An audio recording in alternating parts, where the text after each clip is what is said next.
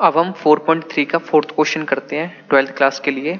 इसमें क्वेश्चन क्या है हमारा, find the equation of the line. ठीक है, find the equation of the line joining 1,2 and 3,6 using determinants. ठीक है, मीन्स आपको equation of the line find out करनी है जिसके आपके दो पासिंग पॉइंट आपको दिए हुए हैं 1,2 एंड 3,6। ठीक है, और डिटर्मिनेंट का ही यूज करना है। बाकी आपके पास फॉर्मूला भी होता है y minus y one equal to m into x minus x one. ठीक है, उसके हेल्प से भी आप निकाल सकते हो, जहाँ पे m क्या होता है, स्लोप ऑफ द लाइन।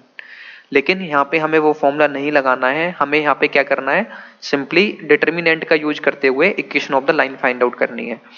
तो है ये भी सिंपल, कैसे करेंगे, देखो 1,2 एंड 3,6 आपको दो पासिंग पॉइंट दिए हुए हैं, तो मैंने एक लाइन ड्रॉ कर ली और यहाँ पे 1,2 एक पॉइंट मान लिया और यहाँ पे 3,6 भी एक पॉइंट मान लिया। ठीक है, उसके बाद मैंने क्या किया, एक थर्ड पॉइंट अपनी तरफ से माना है जिसके कोऑर्डिनेट मैंने क्या माने, x, y माने। ठीक है, तो मैंने थर्ड पॉइंट अपनी तरफ से माना इस लाइन पे जो प्रेजेंट है और उसके कोऑर्डिनेट मैंने क्या मान लिए, x, y। ठीक है, अब इस लाइन के इक्वेशन निकालना बहुत सिंपल है। अब देखो आपको पता है ये एक स्ट्रेट लाइन है। ठीक है, अगर मैं इस लाइन का मतलब इन तीन पॉइंटों को ट्रायंगल के वर्टिसेज कंसीडर करूं, मींस मैं मान के चलूं कि हमारी ये तीन पॉइंट हैं और ये तीनों ट्रायंगल के वर्टिसेज हैं, तो इनका एरिया कितना आएगा, इनका एरिया कितना आ जाएगा, 0। रीजन क्या है भाई, रीजन बहुत सिंपल है, क्योंकि एक लाइन पे अगर 3 पॉइंट्स आपके प्रेजेंट हैं, किसी भी लाइन का जो एरिया होता है वो कितना आता है, 0 आता है हमेशा। ठीक है, तो अगर इस लाइन का एरिया 0 है तो मीन्स जब मैं इसको ट्रायंगल वाले पॉइंट में पुट करूंगा तो उसका एरिया कितना आएगा, 0 ही आना चाहिए इन तीनों पॉइंटों की हेल्प से। तो सिंपली इसमें कौन सा फॉर्मूला लगेगा, कंसेप्ट आप समझना। जब भी आपको बोले कि find the equation of the line और आपको दो पॉइंट आपको दिए हों, ठीक है, तो आप कंसेप्ट क्या यूज करोगे, आप सिंपली फॉर्मूला यूज करना एरिया ऑफ द ट्रायंगल। ठीक है, इन आप दो पॉइंट आपको गिवन होंगे, तीसरा पॉइंट अपनी तरफ से मान लेना x, y, उसके बाद इन तीनों पॉइंटों को एरिया ऑफ द ट्रायंगल के फॉर्मूले में पुटअप कर देना। ठीक है, एरिया ऑफ द ट्रायंगल को बराबर 0 के रख देना और आपका आंसर आ जाएगा। ठीक है, देखो कैसे करेंगे, क्वेश्चन को करते हैं सोल्व, ध्यान से समझना। Let x, y be the third point on the line. मैंने मान लिया, लेट मींस माना कि x और y थर्ड पॉइंट है इस लाइन, जो कि सेम लाइन पे प्रेजेंट है। ठीक है, since all 3 points lie on the same line, means तीनों की तीनों पॉइंट एक ही लाइन पे मतलब लाई करते हैं, मीन्स प्रेजेंट हैं, इसलिए they do not form A triangle, इसलिए वे ये तीनों की तीनों पॉइंट कोई ट्रायंगल फॉर्म नहीं करते हैं, मीन्स कोई ट्रायंगल नहीं बनाते हैं क्योंकि एक ही लाइन पे प्रेजेंट हैं। ठीक है, hence the area of the triangle कितना हो जाएगा, 0। अगर ये ट्रायंगल नहीं बनाते हैं, ये तीनों एक ही लाइन पे प्रेजेंट है, इसलिए एरिया ऑफ द ट्रायंगल कितना हो जाएगा आपका, 0 हो जाएगा। ठीक है, तो हम एरिया ऑफ द ट्रायंगल निकाल लेते हैं। तो एरिया ऑफ द ट्रायंगल कितना हो गया, 0। तो एरिया ऑफ द ट्रायंगल क्या होता है आपका, 1/2 डिटर्मिनेंट थ्रू।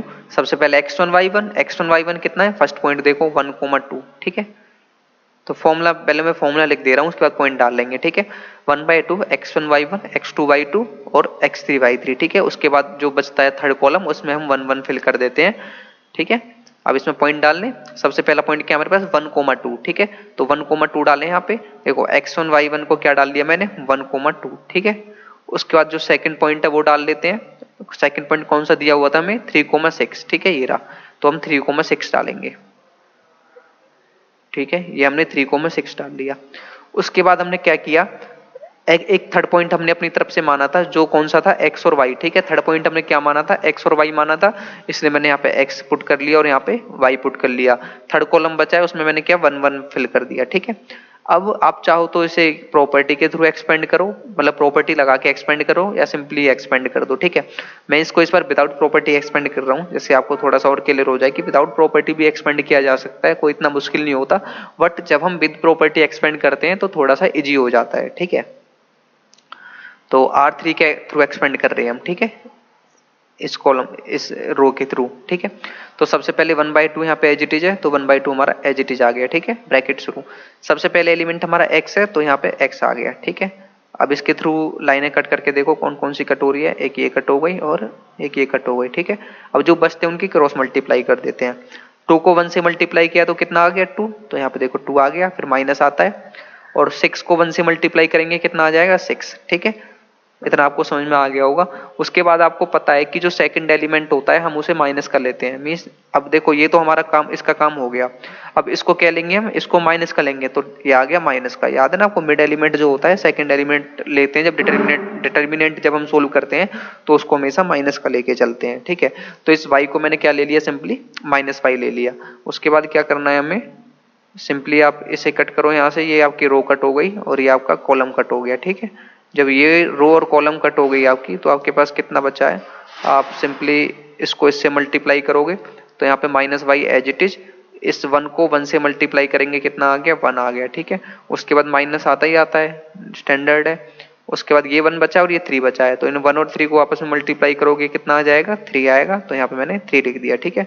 अब सेकंड एलिमेंट के थ्रू भी हमने एक्सपेंड कर दिया। अब लास्ट एलिमेंट बचा हमारे पास, थर्ड एलिमेंट ये वाला, इसके थ्रू एक्सपेंड करें, ठीक है। इसके थ्रू एक्सपेंड करते हैं तो एक तो ये रो कट हो जाएगी और ये कॉलम कट हो जाएगा, ठीक है। तो कितना, ये 1 है तो यहाँ पे सिंपली 1 आ गया, ठीक है। उसके बाद 1 को 6 से मल्टीप्लाई करेंगे, कितना आ जाएगा, 6, माइनस आएगा, स्टैंडर्ड आता ही आता है माइनस हमेशा। और फिर 2 से 3 को मल्टीप्लाई करोगे, कितना आ जाएगा, 6 आ जाएगा, ठीक है, ब्रैकेट क्लोज, ठीक है। ये पूरा की पूरा जो एरिया है वो किसके बराबर आएगा, 0 के बराबर आना चाहिए। क्यों आना चाहिए 0 के बराबर, रीजन बहुत सिंपल है, क्योंकि एरिया ऑफ द ट्रायंगल 0 होता है, कब होता है, जब all the 3 points lie on the same line, means अगर 3 पॉइंट्स आपके एक ही लाइन पे प्रेजेंट है तो एरिया ऑफ द ट्रायंगल आपका कितना हो जाएगा, सिंपली 0 होता है, ठीक है। उसके बाद जितने भी आपके ये पॉइंट है अंदर मल्टीप्लाई कर लेते हैं। देखो 1/2 यहाँ पे, तो यहाँ पे भी एज इट इज आ गया, ठीक है। x यहाँ पे, तो यहाँ पे भी एज इट इज। अब देखो 2 - 6 कितना होता है आपका, -4 होता है, तो मैंने यहाँ पे -4 लिख दिया, ठीक है। यहाँ पे -y है तो मैंने यहाँ पे -y लिख दिया, ठीक है।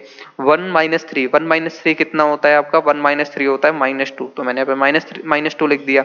फिर यहाँ पे +1 बिल्कुल एज इट इज है। अब देखो 6 में से 6 गया तो कितना बचेगा, 6 - 6 होता है 0, तो मैंने यहाँ पे सिंपली 0 लिख दिया। उसके बाद ब्रैकेट क्लोज कर दिया, इक्वल में 0 है तो इक्वल में 0 लगा दिया, ठीक है। अब देखो यहाँ पे 1/2 यहाँ पे ऊपर है तो यहाँ पे भी एज इट इज आ गया, ठीक है। यहाँ पे जब मैं -4 को x से मल्टीप्लाई करूंगा तो कितना आ जाएगा, जब आप -4 को x से मल्टीप्लाई करोगे तो -4x आ गया, ठीक है। उसके बाद जब आप -y को -2 से मल्टीप्लाई करोगे, कितना हो जाएगा आपका, -2 को -y से मल्टीप्लाई करोगे तो प्लस का 2y, ठीक है। अब देखो जब मैं 1 को 0 से मल्टीप्लाई करूंगा तो 0 आएगा, तो उसको मैं इसलिए कुछ लिख नहीं रहा हूँ, क्योंकि जब आप 0 ऐड करोगे तो कुछ चेंज होने वाला नहीं है, ठीक है, तो उसको मैं नहीं लिखा है। तो -y को जब आपने -2 से मल्टीप्लाई किया तो आपका सिंपली +2y हो गया, ठीक है। इक्वल में कितना है, 0, तो इक्वल में कितना आ गया हमारा, 0, ठीक है। अब नेक्स्ट कर लेते हैं। इससे आगे देखो सिंपल मैं 2 कॉमन भी निकाल सकता हूँ, नहीं तो 2 को राइट हैंड साइड पे ले जाके 0 से मल्टीप्लाई भी कर दूंगा। तो यहाँ पे हमने क्या किया, पहले मैं कॉमन निकाला है, ठीक है। यहाँ पे कैसे किया, इसमें से देखो मैं 2 कॉमन निकाल रहा हूँ, इसके अंदर से 2 कॉमन निकाल लेते हैं। यहाँ पे देखो 1/2 है तो मैंने 1/2 बाहर है, और इसमें से 2 कॉमन निकाल रहा हूँ, ठीक है। तो मैंने यहाँ से 2 कॉमन निकाला, ठीक है। तो मेरे पास कितना बचा, देखो यहाँ पे बचेगा -2x, यहाँ पे थोड़ा सा स्पेस कम है, ऊपर लिख लेता हूँ मैं, ठीक है, यहाँ पे लिख लेता हूँ। देखो 1/2 बाहर दिया हुआ है, ये वाला जो 1/2 है, ठीक है। यहाँ पे फिर ब्रैकेट शुरू हो गया, ये वाला ब्रैकेट, इसमें से -2 कॉमन निकाल रहा हूँ, ठीक है, या सिंपली 2 निकाल रहा हूँ, 2 कॉमन निकाल रहा हूँ। तो -4x को जब हम 2 से डिवाइड करेंगे कितना आएगा, -2x, यहाँ पे प्लस है तो प्लस। जब 2y को 2 से डिवाइड करेंगे, इस 2y को 2 से डिवाइड करेंगे कितना आ जाएगा, सिंपली y, ठीक है, ब्रैकेट क्लोज, ये वाला, ठीक है। इक्वल में कितना है, 0, तो यहाँ पे 2 से 2 कैंसिल आउट हो गया, तो हमारा कितना बचा, सिंपली हमारा बचा है -2x + y, ठीक है, -2x + y, और इक्वल में कितना लिखा है, 0, तो हम इक्वल में 0 लिख देंगे। तो ये लिख दिया -2x + y इक्वल में 0, ठीक है। उसके बाद यहाँ पे y एज इट इज, और -2x जब राइट हैंड साइड पे जाएगा तो प्लस का हो जाएगा, मीन्स ये हो गया प्लस में 2x, तो y = 2x आपका आंसर आ गया, ठीक है। ये आपकी इक्वेशन ऑफ द लाइन है जो आपको फाइंड आउट करनी थी। कोई डाउट तो आपको, अगर कोई भी डाउट है इस क्वेश्चन में तो आप कमेंट करके बता देना, बिल्कुल सिंपल कंसेप्ट है, आपको समझ में आ गया होगा, ठीक है। अब 4.3 का हम 5th क्वेश्चन कर लेते हैं। 5th क्वेश्चन क्या है हमारा 4.3 का, if the area of the triangle is 35 square units, ठीक है। ऐसा क्वेश्चन मैं आपको करा चुका हूँ। 4.3 का जो थर्ड क्वेश्चन था बिल्कुल ऐसा ही था, लेकिन ये ऑप्शन टाइप है, 1 नंबर का है, तो आपको जल्दी से जल्दी सोल्व करना है, और इजी है तो आप कर सकते हो, वैसे अपने आप करना, और अगर ना हो तो वीडियो देख लेना, ठीक है। विद वर्टिसेज, आपको जो ट्रायंगल है उसके वर्टिसेज दिए हुए हैं 2, -6, 5, 4 एंड k, 4, ठीक है। ये आपके 3 वर्टिसेज ट्रायंगल के आपको दिए हुए हैं। देन k, फिर आपको इस k की वैल्यू फाइंड आउट करनी है, ठीक है। तो ठीक है, तो आपको पता है एरिया ऑफ द ट्रायंगल क्या होता है, area of the triangle equal to 1/2 determinant through, first point कितना हमारा 2, -6, तो मैंने देखो ये 2 लिखा, ये -6 लिखा, उसके बाद कितना है 5, 4, तो मैंने यहाँ पे 5 लिखा और यहाँ पे 4 लिख दिया, ठीक है। उसके बाद कितना है k, 4, तो मैंने यहाँ पे k लिख दिया और यहाँ पे 4 लिख दिया। उसके बाद जो मेरा थर्ड कॉलम है, जो हमारा थर्ड कॉलम है उसको मैंने 1, 1 से फिल कर लिया और अपना डिटर्मिनेंट क्लोज कर दिया, ठीक है।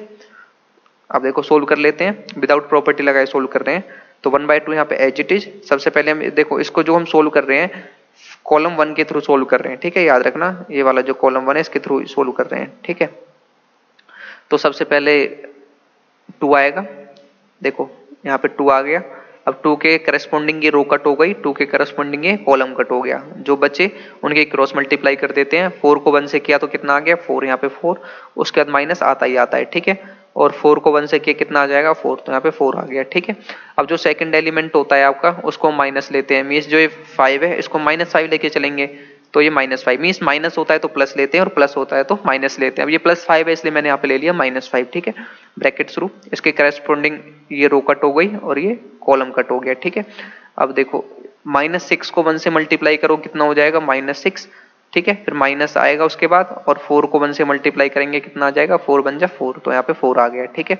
उसके बाद हम सिंपली क्या करेंगे, थर्ड जो k है उसे सिलेक्ट कर लेंगे इस वाले को, ठीक है। 2 से हमने एक्सपेंड कर लिया, 5 से हमने एक्सपेंड कर लिया, अब k की बारी आई, ठीक है, इसके थ्रू। तो सिंपली ये रो कट हो गई और ये कॉलम कट हो गया, ठीक है। यहाँ पे k है तो k आ गया, ठीक है, ब्रैकेट स्टार्ट। सबसे पहले -6 और 1 को आपस में मल्टीप्लाई करेंगे, -6 और 1 आपस में मल्टीप्लाई होके कितना हो जाएगा -6, ठीक है। और 4 को 1 से मल्टीप्लाई करेंगे कितना आ जाएगा 4, ठीक है, बीच में माइनस आता ही आता है, ठीक है, ब्रैकेट क्लोज हो गया हमारा। 1/2, देखो 4 - 4 कितना होता है 0, और 0 को 2 से मल्टीप्लाई करोगे कितना आ जाएगा 0, ठीक है, 0 आ गया। फिर यहाँ पे देखो -6 और -4 कितना होता है -10, -10 को -5 से मल्टीप्लाई करोगे तो +50 आएगा, क्योंकि माइनस माइनस मल्टीप्लाई होके प्लस होता है, ठीक है। उसके बाद -6 और -4 कितना हो गया -10, और -10 को k से मल्टीप्लाई करोगे कितना हो जाएगा -10k, ठीक है, -10k आ गया आपका। अब देखो 1/2 यहाँ पे एज इट इज, और यहाँ पे 50 - 10k, तो यहाँ पे 50 - 10k एज इट इज, ठीक है। उसके बाद हमने क्या किया हुआ है, area of the triangle is 35 square units, आपको एरिया ऑफ द ट्रायंगल 35 दिया हुआ है। तो आपको मैंने पहले भी बताया है कि जब भी आपको एरिया दिया हो तो उसको आप प्लस माइनस लेके चलना, ठीक है। तो इसको हम प्लस माइनस लेके चलेंगे, तो 1/2 इंटू 50 - 10 के इक्वल टू कितना हो जाएगा +-35, ठीक है। अब देखो 2 से इस पूरे को अंदर डिवाइड कर देते हैं, ठीक है। देखो इस 50 को 2 से डिवाइड करेंगे कितना आ जाएगा 25, फिर यहाँ पे माइनस है तो यहाँ पे माइनस, उसके बाद 10k को जब हम 2 से डिवाइड करेंगे कितना आ जाएगा 5k, तो यहाँ पे 5k आ गया, इक्वल में कितना है +-35, तो +-35 आ गया, ठीक है। उसके बाद सोल्व कर लेते हैं, तो 25 - 5k एज इट इज, एक बार प्लस लिखेंगे एक बार माइनस, ठीक है। 25 - 5 के इक्वल टू 35, एक बार हमने प्लस में 35 लिख लिया, एक बार हम माइनस में 35 लिख लेते हैं, ठीक है। 25 - 5 के इक्वल टू कितना ले लिया -35 ले लिया मैंने, ठीक है। आगे सोल्व कर लेते हैं, -5 के यहाँ पे एज इट इज, फिर इक्वल हो गया 35 यहाँ पे एज इट इज, और जब हमारा 25 राइट हैंड साइड पे जाएगा तो ये माइनस का हो जाएगा, ठीक है, -5 के एज इट इज। और जब यहाँ इक्वल में 35 में से 25 बचेगा तो कितना आ जाएगा 10 आ जाएगा, तो मैंने यहाँ पे 10 लिख दिया। और k इक्वल टू कितना हो गया यहाँ पे 10, देखो एज इट इज, और ये जो -5 है जो कि मल्टीप्लाई में जब राइट हैंड साइड पे जाएगा तो डिवाइड में चला जाएगा, ठीक है। अब देखो 5 बन जा 5 और 5 2 जा 10, तो k हमारा कितना आ गया -2 आ गया, ठीक है। उसके बाद आप देखो जो ये 25 - 5 के एक बार मैंने प्लस लिया था, अब एक बार मैंने इसे -35 ले लिया, ठीक है। 25 - 5 के इक्वल टू -35, ठीक है, -5 के यहाँ पे एज इट इज। और जो ये 25 जो प्लस का है जब ये राइट हैंड साइड पे जाएगा तो माइनस का हो जाएगा, मीन्स -35 एज इट इज, और 25 को जब मैं राइट हैंड साइड पे ले गया तो ये हो गया आपका -25, ठीक है। उसके बाद देखो ये -5 के इक्वल टू -35 और -25 कितना हो गया -35 और -25 होता है आपका -60, ठीक है। तो मैंने -60 लिख दिया।